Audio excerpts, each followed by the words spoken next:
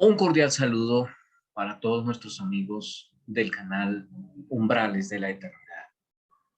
Quiero enviarles un abrazo cordial y un deseo de plena bendición en Cristo Jesús para cada uno de ustedes en el año de los paticos, el 2022. Por supuesto, va dirigido en especial este video y esta reflexión de inicio de año para todos aquellos que desean conocer más de la voluntad del Señor, en especial los que quieren saber cómo es que Dios propone la celebración de un año nuevo. Si ese es su deseo, si esa es su voluntad, si ese es su propósito, al pasar por acá, le invito a que se quede conmigo en la reflexión de algunos minutos para explorar las escrituras y descubrir cómo Dios desea que usted le dé la bienvenida a un nuevo año. Bienvenidos a este tema. Espero que sea de provecho y crecimiento espiritual para usted, para cada uno de ustedes. Bienvenidos.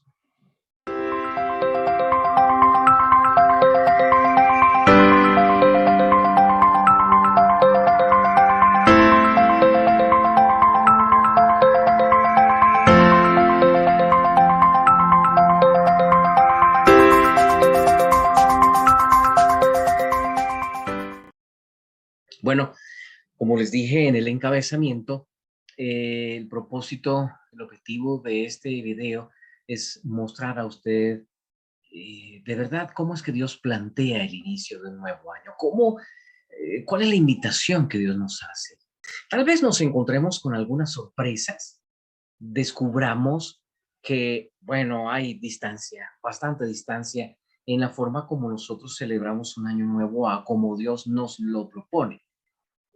En el fondo, para aquellos que nos preciamos de espirituales y que buscamos en la palabra de Dios respuestas, creo que lo mejor será lo segundo, antes que lo primero. Una cosa es lo que yo quiera, pero otra cosa es lo que Dios nos muestra y debiera ser esa nuestra voluntad a seguir.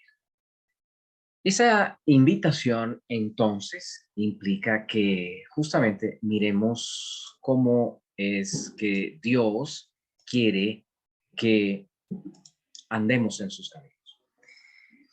Y bueno, el tema lo he titulado Seguridad para un año feliz. Esta es la fórmula bíblica para la prosperidad en el 2022. Claro, debo decirles a ustedes que cuando hablamos de seguridad y de año feliz y de prosperidad, pues debemos tomar distancia y mantenernos un poco al margen de cómo lo plantea la generalidad de esta cultura actual. Porque, como ya les había dicho antes, muy poco tiene que ver con lo que es seguridad y felicidad y prosperidad en el Señor. No estamos hablando de tener una vida completamente aislada, ni estoy tampoco invitando al fanatismo, o significa entonces que nos volvamos ascetas completos eh, y personas absolutamente hurañas, porque eso también desdice de lo que es el propósito del Evangelio y el Evangelio en sí. Así que vamos a explorar un texto bíblico. Con él quiero comenzar mi meditación de Año Nuevo para descubrir la manera como Dios desea que nosotros vivamos el Año Nuevo. Bueno, dice aquí en la palabra del Señor, este es un texto de Ezequiel 41, en el año 25 de nuestro cautiverio, al principio del año, a los 10 días del mes, a los 14 años, después que la ciudad fue conquistada, en aquel mismo día vino sobre mí la mano de Jehová y me llevó allá. Yo quiero llamar la atención a este concepto. Noten que en la cultura hebrea, por lo menos el profeta, quien tiene intimidad con Dios, no habla de año nuevo, sino principio del año. No, tampoco es una simple descripción casual de palabras que nosotros usaríamos normalmente. El principio del año, sí, claro, el comienzo del año, 1 de enero. No es eso, ya que el texto en hebreo aquí dice Rosh Hashanah. Entonces, Rosh Hashanah traduce literalmente al español cabeza del año. Aquí diríamos entonces de una manera más fidedigna a una traducción cruda de el hebreo al español, que en el año 25 de nuestro cautiverio,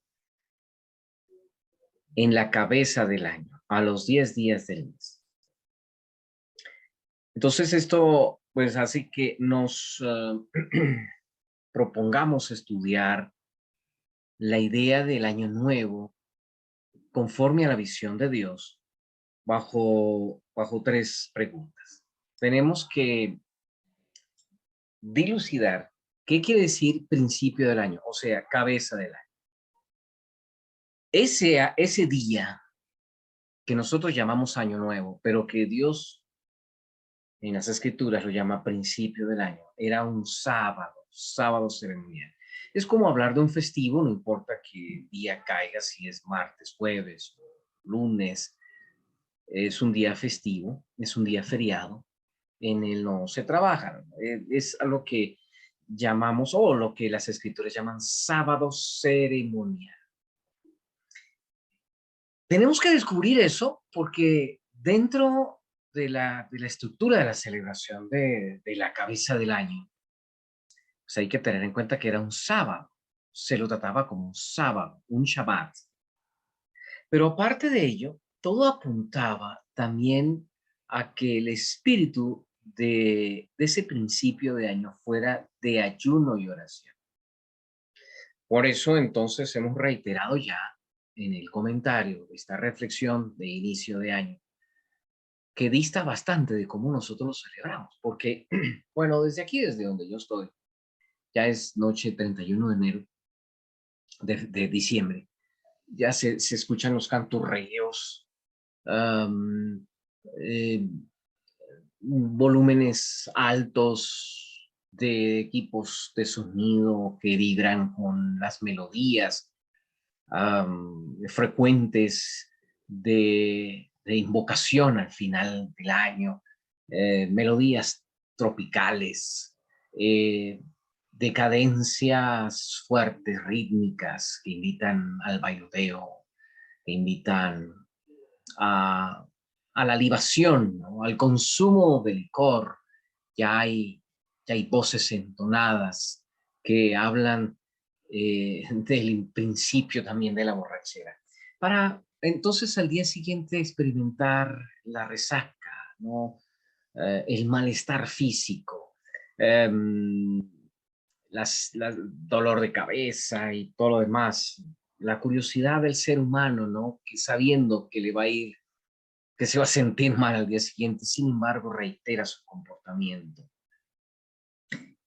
El día de Año Nuevo para el Señor era día de ayuno y oración, completamente diferente a cómo se celebra en nuestra cultura. Pero vamos a responder esto y entender por qué razón entonces Dios diseñó un plan para el primer día del año tan diferente a como lo solemos ver en las costumbres culturales de hoy. Lo primero entonces es descubrir qué quiere decir principio de año, o sea, la expresión cabeza de año. Esa expresión principio de año quiere decir cabeza de año en hebreo y se celebraba el primer día del séptimo mes judío. Aquí ya, pues por supuesto, entonces entramos en aparente contradicción. Bueno, si es el séptimo día, entonces, ¿cómo es que lo llama cabeza de año? O sea, año nuevo. ¿Por qué en el séptimo mes, no en el primero? ¿Por qué cabeza de año? No es difícil entenderlo. Se lo llama cabeza de año, o sea, Rosh Hashanah en hebreo, en razón a que su cuerpo va a sentirse conforme esté la cabeza. La cabeza es la torre de control de nuestro cuerpo. Y ahí es donde se toman las decisiones. Así que depende de cómo esté la cabeza, así estará el resto del cuerpo. Ese día es cabeza de año, porque lo que indica es a dónde apunta usted su vida por el resto del año. Si usted desea una vida superficial, una vida de apenas trascendencias materiales, eh, que esté más ceñida a la sensibilidad de lo inmediato, de las cosas que se ven y del disfrutar ahora, sin importar los efectos posteriores. Bueno, hay que seguir el curso de la cultura, pero si es diferente, si estamos pensando diferente o sintiendo diferente, pues esa cabeza hay que llenarla de otros pensamientos y de otro esquema, de otra filosofía, de otro marco conceptual. Por eso lo llamamos, o la Biblia lo llama, cabeza de año. Pero en cuanto a esto de ser el séptimo mes, ya entonces nos invita a pensar por qué y debemos dar respuesta a ello. Miremoslo de esta forma. Tres eran las grandes festividades judías. Tres. Se habla de la Pascua, se habla de las semanas y se habla de la fiesta de la expiación, o sea, el Yom Kippur, el día de expiación. Estas dos primeras se celebraban en temporada de primavera, mientras esta en el corazón del otoño. ¿Por qué razón? Entonces, aquí en la Pascua, en la primavera, era, digamos que en el calendario judío, el inicio de los meses del ciclo religioso. 7 meses para la celebración de estas tres grandes festividades: la Pascua, las semanas, la fiesta de las semanas y la expiación. Tres grandes convocatorias para los judíos a fin de reunirnos en torno a Jerusalén y su templo en estas tres ocasiones. Repito, estas dos primeras tienen que ver con la primavera y esta última con el otoño. Estas celebraciones daban inicio al ciclo espiritual religioso, mientras que en el séptimo mes se daba inicio al denominado calendario civil. Así que estamos hablando de dos calendarios en uno: el calendario religioso del primero al séptimo mes, el calendario civil del séptimo al decimosegundo mes. En estas celebraciones religiosas se hacía lo necesario para la celebración del séptimo mes, que era el mes de la coronación de los reyes. Así que el énfasis de estas dos celebraciones religiosas judías recaían en la preparación para el efecto de coronar al rey en el séptimo mes. Esto es importante entenderlo, ya que todo giraba en torno a justamente las 4 estaciones. Porque el ciclo de las estaciones es un ciclo que muestra, es una ilustración, una analogía traída del mundo visible al invisible, de lo material a lo espiritual.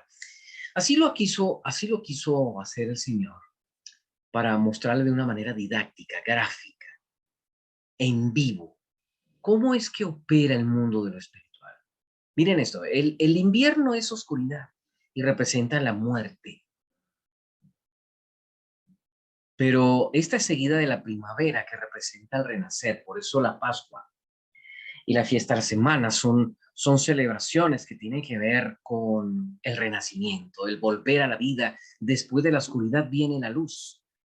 La primavera es la estación de los colores, de la vida, de la fructificación, del triunfo de la vida sobre la muerte.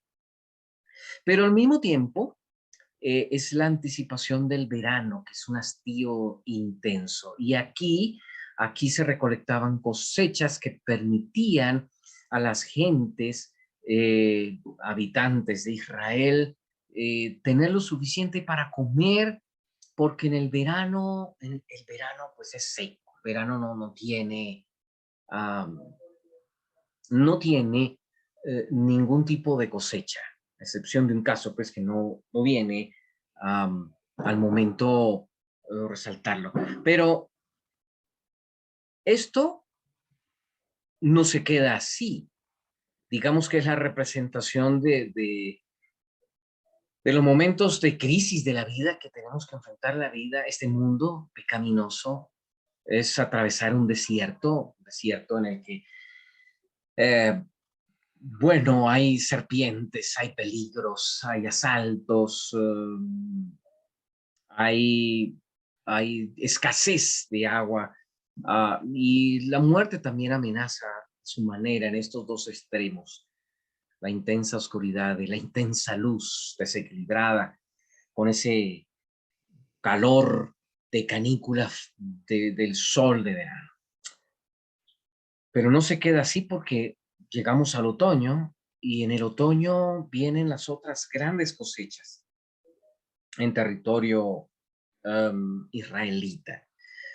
Pero son las cosechas de uvas, las cosechas de otras plantaciones y frutos especiales en el que se disfruta la fiesta más, la más, o la celebración más festiva del calendario judío en otoño, que es la fiesta de los tabernáculos. Esta es el tiempo de cosecha de los viñedos, de la intervención de los lagareros para surtir con este jugo que representa, ese jugo representa fundamentalmente la alegría, el gozo, el disfrutar. Y estas fiestas de acá, que es cuando se levanta el rey, justamente, o se coronaban a los reyes, servían para preparar el invierno. Todo este ciclo indica que Dios nos ha sacado de la oscuridad, nos ha dado luz y nos ha dado lo suficiente recurso para atravesar el desierto de la vida y coronarlo a el rey, porque él quiere vivir con nosotros siendo sus súbditos para siempre, para que no volvamos a la oscuridad de la que salimos.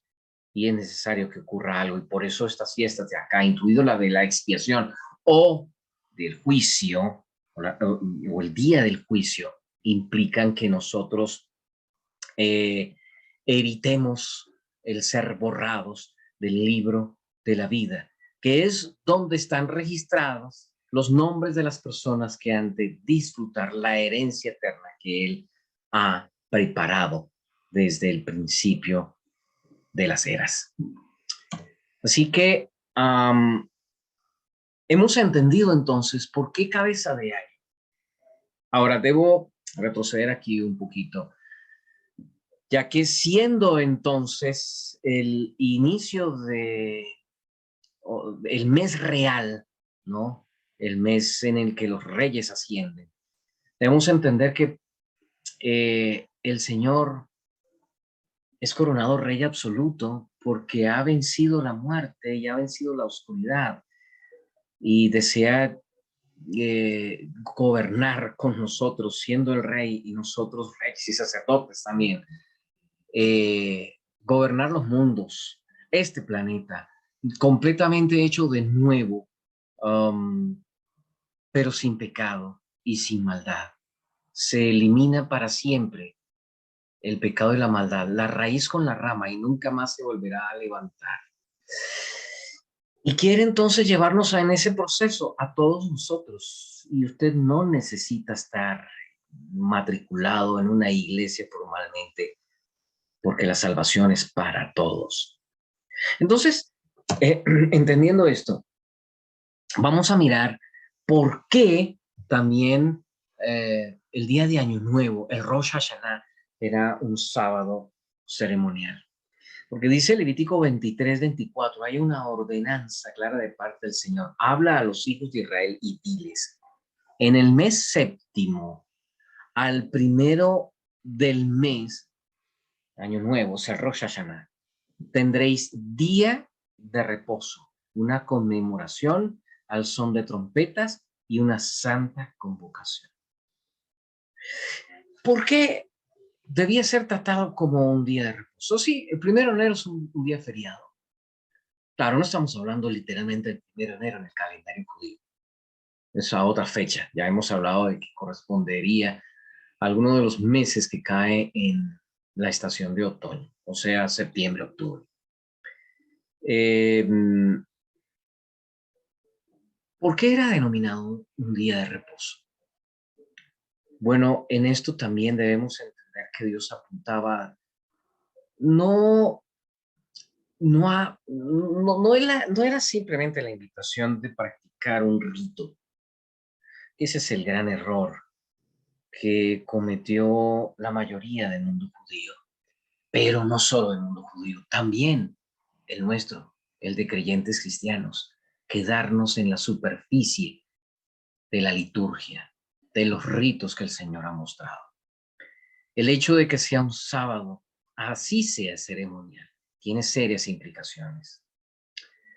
Miren esto, en Éxodo 31:13, el Señor le dijo a los hijos de Israel, tú hablarás a los hijos de Israel diciendo, en verdad vosotros guardaréis mis días de reposo, porque es señal entre mí y vosotros por vuestras generaciones, para que sepáis que yo soy Jehová que os santifico.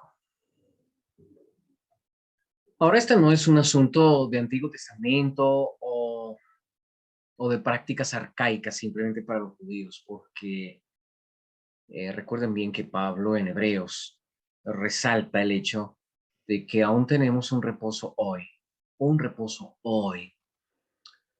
eh, que apunta más allá, vuelvo a repetir, más allá de lo simplemente ritual. ¿Qué quiere decir que sus días de reposo son señal entre mí y vosotros? Bueno, el libro de Éxodo repite varias veces ese término señal y el Señor se lo dijo no solo a Israel, sino a Moisés en un momento dado. ¿Cuándo empleó el término señal Moisés? ¿Cuándo empleó el término señal Dios dirigiéndose a Moisés? Por ejemplo, cuando se presentó en aquel monte donde ardía la zarza y tuvieron una conversación Dios y Moisés. Y Dios invita a Moisés a que vaya a su pueblo a decirle, ha llegado el año de la libertad para ustedes. Moisés estaba incrédulo. Moisés dubitaba acerca de esa orden que Dios le daba. Y fue por eso que le dijo, no, pero no me van a creer, o sea, yo soy un simple campechano, así como estoy. Sí, ya habían pasado 40 años, sus charreteras habían desaparecido para siempre. Ya no era ese jefe militar que todos conocieron antaño. Ahora era diferente, ahora lo único que tenía era un callado y siendo pastor de ovejas. El Señor le dice a Moisés, ten en cuenta que esta va a ser una señal para ti. ¿Has visto una zarza? ¿Qué es una zarza? Un arbusto simplón, una enredadera. No tiene mayor precio, no tiene mayor valor. Pero yo escogí esa zarza. Dentro de las muchas que habían ahí en este monte, yo escogí esa zarza para que ardiera. Y el fuego no la quemó. Yo quiero que entiendas que vas a ir a ellos eh, como, como tú me has visto a mí con esta zarza. Tú eres esa zarza, yo soy el fuego. Y no es la zarza, es el fuego. Ve, adelante. Es decir, así como yo hice con la zarza, voy a hacer contigo. Por eso menciona señal. Y si el día de reposo son una señal, quiere decir que lo que él hizo con el sábado y en sábado lo quiere hacer también con nosotros. Esos son los pensamientos que deben regir nuestra mente, especialmente a manera de reflexión, el primer día del año, cabeza del año. Yo reposo en él, Y esta es una señal para mí. Lo que hizo con el sábado al principio es lo que quiere hacer conmigo también. Para que, así como mi cabeza está concentrada en ello, el resto del cuerpo también sufra ese santificador efecto. ¿De qué estamos hablando acá? Esta es una cita, bueno, aquí está equivocado. Estamos hablando de Génesis. Génesis 2, 2 y 3. Encontramos que hay 4 cosas que Dios hizo con el sábado y en sábado. Y esa es la señal para nosotros. Lo primero es que acabó Dios en el día séptimo la obra que hizo. Y esta es una señal para mí. Dios también quiere acabar una nueva creación en mí. Y lo demostró en la primera semana. Él es poderoso, Él es creador y lo quiere hacer conmigo. Si Él me lo ha prometido a mí, lo va a cumplir. Pero no solo eso. Lo que Él empezó conmigo lo quiere acabar. 2, reposó el día séptimo de toda la obra que hizo. Así como Él reposó en sábado, Él quiere reposar en mí. Reposó quiere decir que terminó de hacer todo y lo que hizo lo hizo bien y ya no había más que hacer porque todo estaba perfecto. ¿Y cómo lo hizo? O sea, tengan en cuenta, todo comenzó con el primer día y en la narración mosaica de la creación se nos habla de que todo en principio era caos de oscuridad, desorden y vacío. Justamente como es mi vida, ¿no? Como ha sido mi corazón.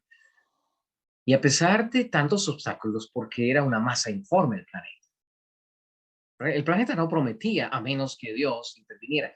Intervino con su palabra.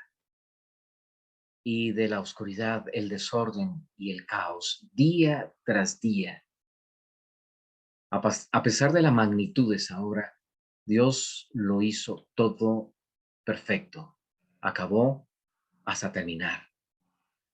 Todo lo que parecía imposible fue posible. Por eso Él reposó. Y Él quiere hacerlo conmigo. Hay muchas imposibilidades en mi vida, hay muchas zonas oscuras en mi vida, o en tu corazón también. Desórdenes, caos, tinieblas. No todo está esclarecido en tu corazón. Pero si Dios reposó en el séptimo día, quiere reposar en tu corazón y terminar lo que comenzó a hacer. A pesar de los obstáculos, a pesar de lo que parezca imposible. Pero por su palabra fue posible. Por ello dice, bendijo Dios al séptimo día. ¿Y qué quiere decir que bendijo? En el contexto inmediato de la creación, en el capítulo anterior vimos que Dios había también bendecido a Adán y Eva. ¿Y cuándo los bendijo? Para que se multiplicasen y llenaran la tierra y la poblaran. Quiere decir que Dios al bendecirlos les dio una capacidad extraordinaria para cumplir con las órdenes de Él.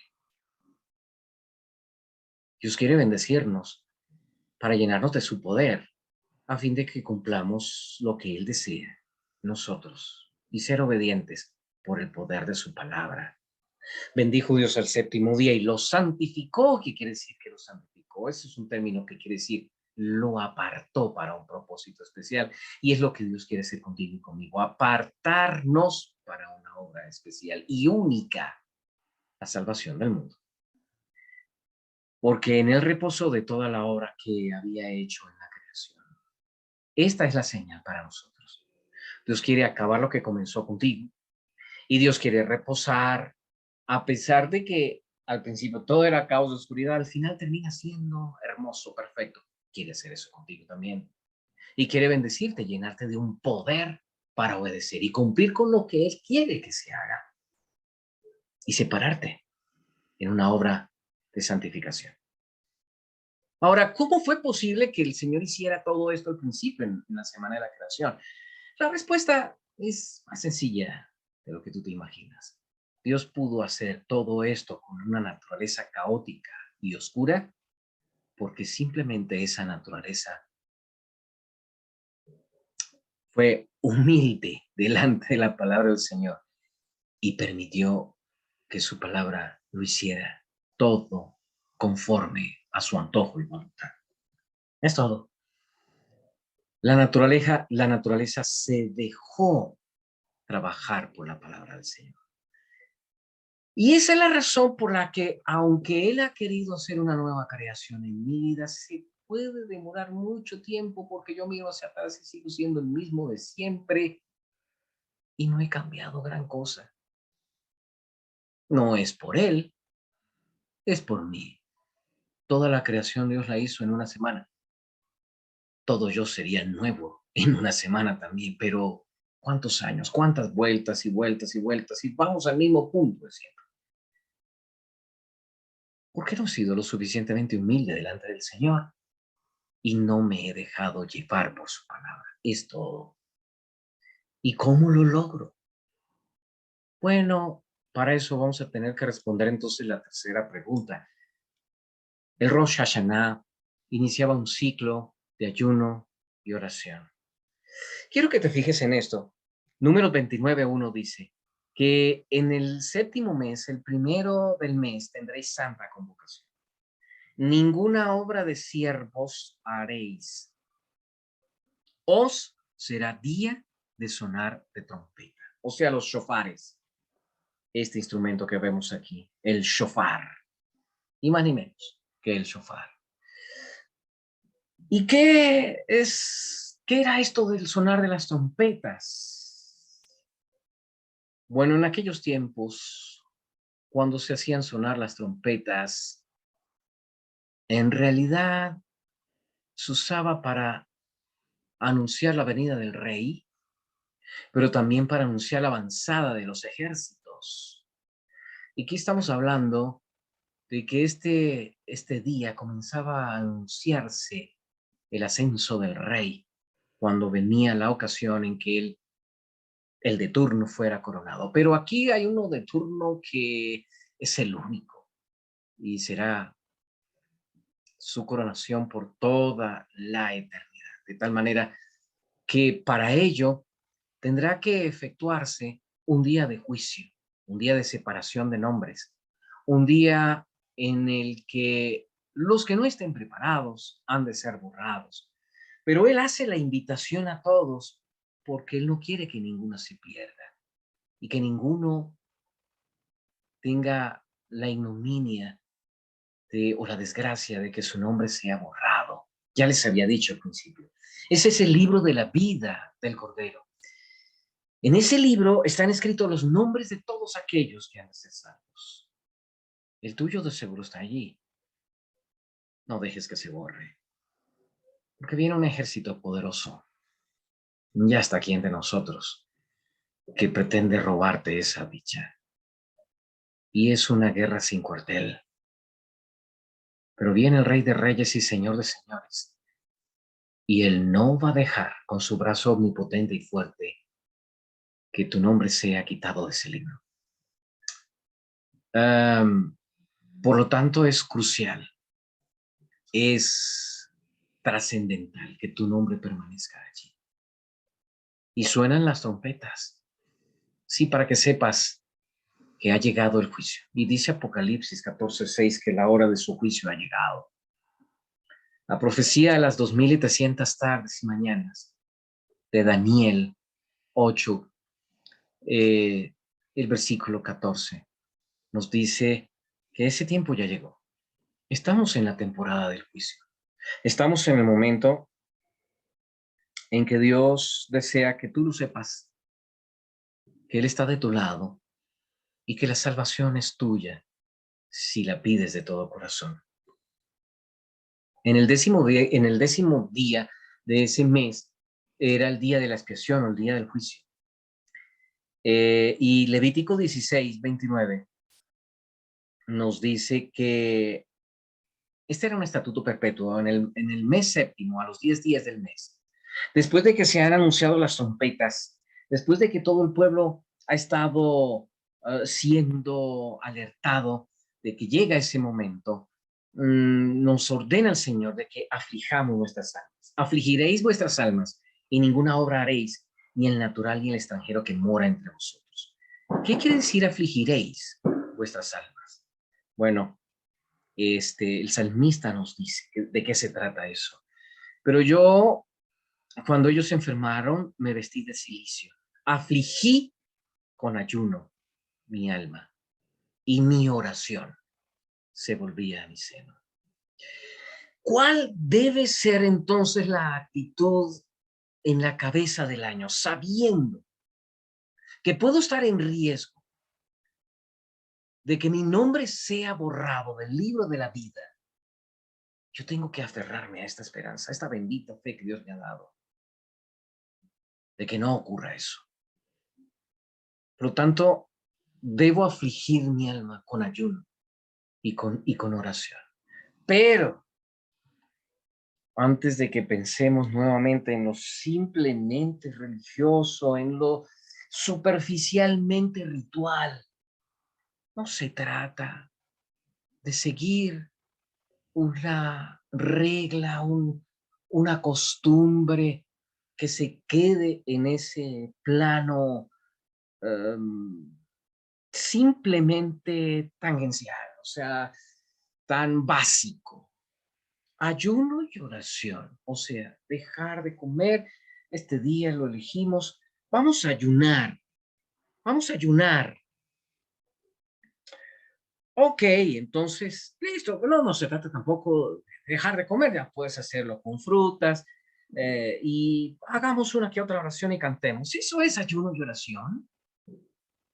No digo que no incluya esas prácticas, por supuesto, pero no es la esencia, no es lo que Dios busca realmente cuando habla, nos dice que debemos tener ayuno y oración. Ahora, estamos hablando entonces de que estamos en estos momentos viviendo el día antitípico de la expiación. Estas festividades religiosas judías eran una profecía de lo que habría de ocurrir en el futuro. Esta es temporada de ayuno y oración. Todo el tiempo, todo momento, toda hora. Pero vuelvo y repito, no quiere decir entonces que todo el tiempo literalmente no comemos y todo el tiempo literalmente debemos estar en el templo orando. No, hay más que eso. ¿A qué se refiere el Señor con ayuno y oración? ¿Cuál es el ayuno que Dios busca? Hay un capítulo en la Biblia que me explica claramente qué es el ayuno que Dios quiere. Y si buscamos Isaías 58, 4 y 6, descubrimos con transparencia la respuesta. Es una queja de Dios a aquellos religiosos que se atienen justamente a lo superficial de los ritos. ¿Por qué dicen ayunamos y no hiciste caso? Le dicen los religiosos a Dios. Humillamos nuestras almas y no te diste por entendido. Es decir, hemos hecho ayuno, hemos ido al templo, hemos dejado de comer, hacemos nuestros rezos y nuestras oraciones y tú no nos respondes. Nada cambia. Así que Dios contesta. He aquí en el día de vuestro ayuno, no dice de mi ayuno, sino de vuestro ayuno. Es decir, en lo que ustedes creen que es ayuno, y noten esto que es clave. Buscáis vuestro propio gusto. Aquí comenzamos a entender cuál es el ayuno que Dios quiere. Es que no sigamos una costumbre de vivir religiosamente, pero sin que el corazón esté transformado, porque dice, buscáis vuestro propio gusto. Ustedes siguen haciendo su propia voluntad, ustedes siguen haciendo las cosas que les parece buenas, pero que yo detesto. ¿Por qué? Oprimís a todos vuestros trabajadores. Es una reclamación muy puntual de la época. Pero hoy podría estar diciendo usted, ¿para qué ustedes van a la iglesia a ayunar? Si de todos modos ustedes siguen gritándole a sus esposas o haciendo trampa en el trabajo o diciendo groserías en la calle mientras manejan porque el tráfico está duro y tienen que insultar al otro que lo cerró o mirando de una manera morbosa a mujeres u hombres también Y la lista sigue, ¿no? Creo que ustedes me pueden entender a qué me refiero con esto. Y él replica en el versículo 6, no es más bien el ayuno que yo escogí, es decir, mi ayuno, desatar las ligaduras de impiedad, soltar las cargas de opresión, dejar ir libres a los quebrantados y que rompáis todo yugo. Y dice el versículo 7, no es que partas tu pan con el hambriento y a los pobres errantes albergues en casa y cuando veas al desnudo lo curas y no te escondas de tu hermano. No es mi ayuno entonces que ustedes hagan mi voluntad, que renuncien a lo que a ustedes les gusta, pero que va en contra de mi voluntad. Ese es el ayuno. Ayuno normalmente es dejarte comer, que es algo que a mí me gusta, a fin de ocupar ese espacio con oración. Porque así como cuando tú trabajas duro todo un día y se te pasó las horas del tiempo y no supiste a qué horas, pasó la hora del almuerzo, ya está la cena y no comiste, no almorzaste, estás ayunando en cierta manera. Entonces ayunar es ocupar con algo superior lo que incluso en aras de a renunciar implícitamente a aquello que tanto te gusta, pero porque por estar ocupado en esto lo has dejado a un lado. Ayunar entonces es dejar de hacer lo malo de corazón para obedecer al Señor de corazón. Por eso entonces Él nos ha prometido algo importante aquí. Dice en el versículo 8, ¿por qué dicen ayunamos si no hiciste caso? Buscáis vuestro propio gusto. Y dice aquí, entonces invocarás oración. Y te oirá Jehová, clamarás y dirá él, heme aquí. Si quitares de en medio de ti el yugo, noten, si ustedes dejan sus costumbres pecaminosas a un lado, si quitares de en medio de ti el yugo, el dedo amenazador y el hablar vanidad, si ustedes dejan a un lado esos impulsos pecaminosos que llenan sus vidas, ese orgullo, esa vanidad, ese amor al mundo, ese egoísmo, y en vez de eso, aman a su prójimo. Y si dieres pan al hambriento, no sean egoístas, compartan. Y saciar esa alma afligida, en vez de llenarse todo el tiempo ustedes y buscarlo de ustedes, ¿qué tal si buscan lo de los demás? Miren el resultado. En las tinieblas nacerá tu luz. ¿Les suena esto algo familiar? En las tinieblas nacerá tu luz. ¿Cuándo ocurrió eso? En la semana de la creación, que Dios terminó en su reposo. Nacerá tu luz y tu oscuridad será como el mediodía. Eso es ayuno y oración. Deja a un lado aquello que es desobediencia al Señor, de corazón, y que tú sabes que está mal. Deja de hablar groserías, deja de insultar, deja la impaciencia, deja el rencor, deja al lado todo eso, porque la ley te acusa. Y de esa manera entonces podrás alcanzar la luz por encima de la oscuridad. Y esa es una obra milagrosa, es un milagro. Esa es la aflicción. Cuando tú descubres que tienes una tendencia pecaminosa y la llevas al Señor y le dices, he pecado contra ti y mi espíritu se ha obligado muchas veces a ese ímpetu, a ese hábito y me ha vencido tantas veces. Señor, quiero crucificar mi carne contigo. Quiero morir contigo. A esta vanidad, a este orgullo, a este egoísmo. Ayúdame, porque no puedo. Cuando tú lo hagas y dejes el espacio para que Dios sea Dios, verás la luz y tu oscuridad será como el mediodía. Así que yo quiero preguntarte esto, y ya que pronto veremos venir al Señor por sí de su reino, ¿querrás asegurar la vida eterna? No basado en lo religioso, sino en lo de auténticamente espiritual. ¿Desearás derrotar esa vieja tendencia pecaminosa que siempre te ha mantenido subyugado? ¿Ese es tu deseo? ¿Anhelarás volverte instrumento poderoso en las manos del Señor para servirte por siempre, para servirle a Él por siempre? ¿Buscarás la prosperidad que Dios te ha prometido para dejar en tus manos, en sus manos, la seguridad de tus amados por siempre? ¿No es lo que anhelas tú? Que haya paz, que haya tranquilidad, que haya un seguro de vida que esté pagado por el cielo y ya fue pagado por la sangre de Cristo. ¿Es lo que deseas?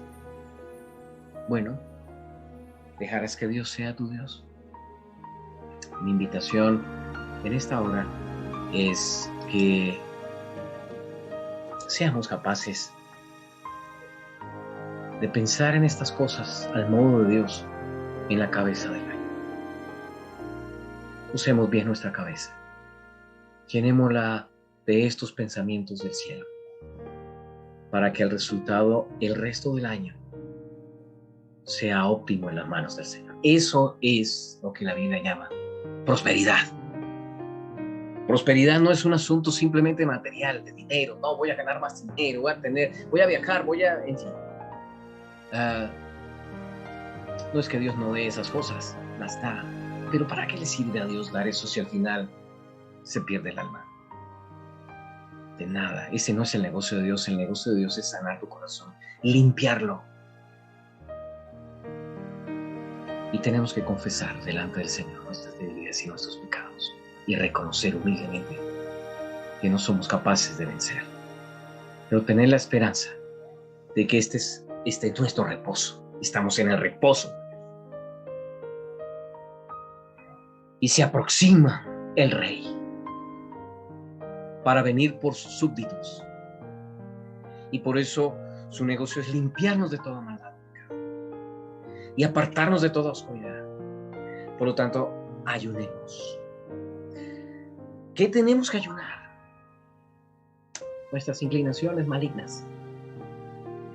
Clávalas en la cruz, muere con Cristo y recibirás la vida eterna, porque esa es su promesa para cada uno de nosotros.